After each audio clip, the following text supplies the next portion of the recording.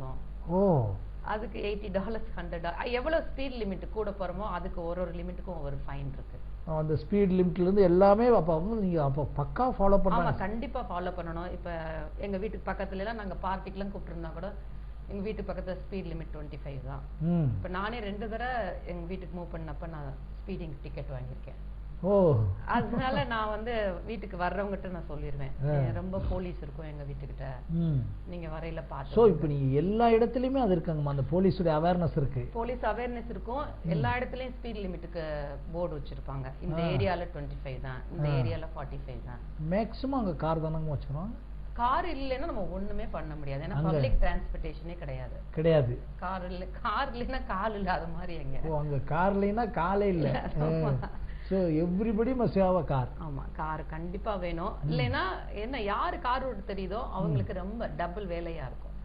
ஓ, 2 வேலையும் பண்ணணும். 2 வேலையும் பண்ணணும். வேலைக்கு போயிட்டு வந்து நம்மளே போய் க்ரோசரி பண்ணி பிள்ளைங்களை கொண்டு போய் விட்டு, என்ன கார் தெரியலனா எக்ஸ்ட்ரா கிளாஸஸ்க்குலாம் பிள்ளைங்களை சேர்த்து விட முடியாது. கொண்டு போய் விட்டு கூட்டிட்டு வந்து அதெல்லாம் பண்ண முடியாது. பிள்ளைங்க பஸ்ஸை மிஸ் பண்ணிடுச்சுன்னா நம்ம கொண்டு போய் விட முடியாது. Very good, very good. அதுக்காகவே மெயினா நான் டிரைவிங் பழகினேன்.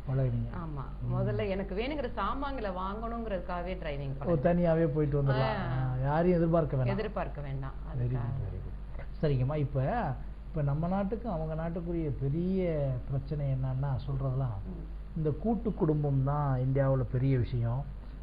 நம்ம ஊரில் எவ்வளவோ பிரச்சனைகள் இருந்தால் கூட இன்னும் அவங்க வந்து இந்த இதை பற்றி கொஞ்சம் நினைக்கிறாங்கன்னு சொல்கிறாங்க. அதாவது கொஞ்சம் கூட்டு குடும்பம் இருக்கிறது நல்லது அப்படின்னு சொல்கிறாங்களம்மா. இப்போது இவங்களுக்கும் அவங்களுக்கும் இந்த குடும்பங்களுடைய அமைப்புக்கும் என்ன உங்களுடைய அனுபவம்? இல்லை, நானே அங்கே போய் கொஞ்சம் கூட்டு குடும்பத்தை மிஸ் பண்ணுறேன் உங்களுடையவே.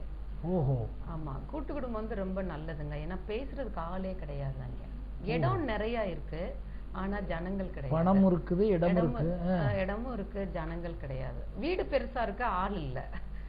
ஓ, இப்போ இங்க வந்து அந்த அவைலபிலிட்டி இருக்கு. இங்க வந்து ஆள் இருக்கு, இடம் இல்ல. அங்க இடம் இருக்கு. ஒருவேளைமா இங்க வந்து இப்படி அதிகமான ஆட்கள் இருக்கிறாங்க, பேசுறதுக்கு தோதா இருக்காங்க அப்படின்னு இவங்க சோம்பேறி ஆயிட்டாங்களாமா? இருக்கலாம். இங்க வந்து நிறைய பேர் இருக்காங்கங்கிறத அத வந்து ஒரு இருக்கிறதுனால இது வந்து கவனிக்காம விட்டுறாங்க. நீங்க சொல்றீங்க இல்லைங்களா, இப்ப இங்க ஆட்கள் தாய் பாட்டி எல்லாம் சொந்தக்காரங்களே இருந்தாலுமா, ஆனா ரிலேஷன்ஷிப் வந்து அவ்வளவு சுகமா இல்ல. ஆமா, அத வந்து வலுவா எடுத்துக்கல, விவகாரமா தான் இருக்காங்க. நீங்க சின்ன ஒரு திருமணம் பண்றதுல பொறாமை வந்துருது, அல்லது விசேஷங்கள் பண்றதுல பொறாமை வந்துருது, அல்லது ஒருத்தருக்கு ஒருத்தர். இப்ப நீங்க கூட்டு குடும்பம் சொல்றது நல்லா அமைதியா இருந்தா தானே நல்லது. ஆமா, கூட்டு குடும்பம்ங்கிறது அமைதியா இருந்தா தான் இங்க அவ்வளவு இல்லையே. அத வந்து அவ்வளவு உங்களுக்கு அங்க போயிருக்கும் போது இதனுடைய வலிமையை கொஞ்சம் ஃபீல் பண்றீங்க. ஆமா, அங்க போனதுக்கு அப்புறம் தான் எனக்கே இதனுடைய முக்கியத்துவம் தெரிஞ்சிச்சு. இங்க இருக்கிறவங்களுக்கு அந்த முக்கியத்துவம் தெரியல. உறவுகளுடைய முக்கியத்துவம் வந்து இங்க இருக்கிறவங்களுக்கு அவ்வளவு தெரியல. ஆனா அங்க வந்து போனா தெரியுது, அங்க இருக்கிறவங்களுக்கு தெரியுது. அது காரணம் என்னங்கம்மா?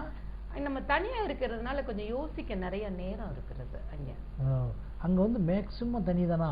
மேக்சிமம் தனிமை தான். இல்ல, அந்த தனிமை வந்து நம்ம வேலைக்கு போனா அந்த தனிமை கிடைக்காது. இல்ல, இப்ப இந்த வேலைக்கு போற தனிமையை தவிர உங்களுக்கு அந்த தனிமையான நேரத்தெல்லாம் வேற மாதிரி யூஸ் பண்ற முடியுதா?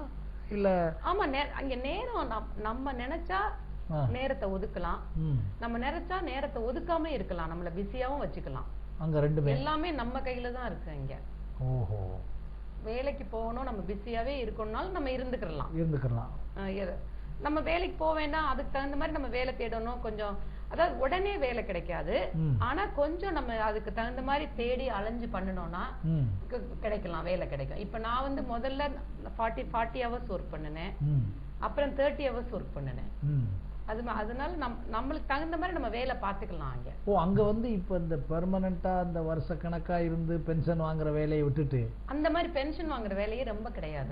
அது கிடையாது. மேக்ஸிமம் அந்த ஒரு 3 இயர்ஸ் 2 இயர்ஸ் அப்படியே ஷிஃப்ட் பண்ணிக்கிறாங்க.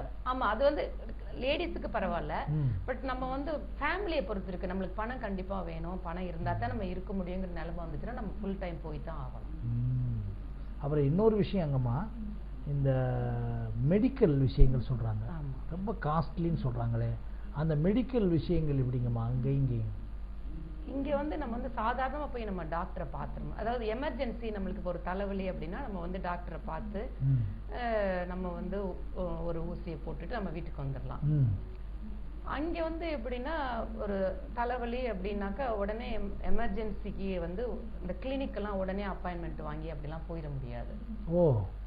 அப்போ வந்து நம்ம எமர்ஜென்சிக்குன்னு ஒரு இடம் இருக்கு, ஒரு ஹாஸ்பிட்டலுக்கு தான் போகணும். எமர்ஜென்சியா இருக்கு, இப்போ வயிறு வலிக்குது, ரொம்ப வயிறு வலிக்குது அப்படின்னாக்கா டாக்டர்லாம் கூப்பிட்டா ரொம்ப வயிறு வலிச்சிச்சுன்னா உடனே நீங்க வந்து எமர்ஜென்சிக்கு ரூமுக்கு போகணும்னு தான் சொல்லுவாங்க. அப்ப அந்த எமர்ஜென்சி ரூமுக்கு நம்ம போனோம்னா அவங்க முதல்ல கேட்கறதே உங்களுக்கு இன்சூரன்ஸ் இருக்கான்னு தான் கேட்பாங்க. ஃபர்ஸ்ட் எடுத்த உடனே இன்சூரன்ஸ் இருந்தா இன்சூரன்ஸ் கார்டை கொடுன்னு தான் கேட்பாங்க. இன்சூரன்ஸ் கார்டு இல்லைனாலும் அவங்க பாப்பாங்க, பார்க்க மாட்டேன்னு சொல்ல மாட்டாங்க. ஆனா பார்த்தாக்க அதுக்கு ஃபுல்லா வர்ற பில்ல வந்து நம்ம தான் பே பண்ணணும். தனிப்பட்ட மேக்ஸிமம் இன்சூரன்ஸ் தான் இருப்பாங்க.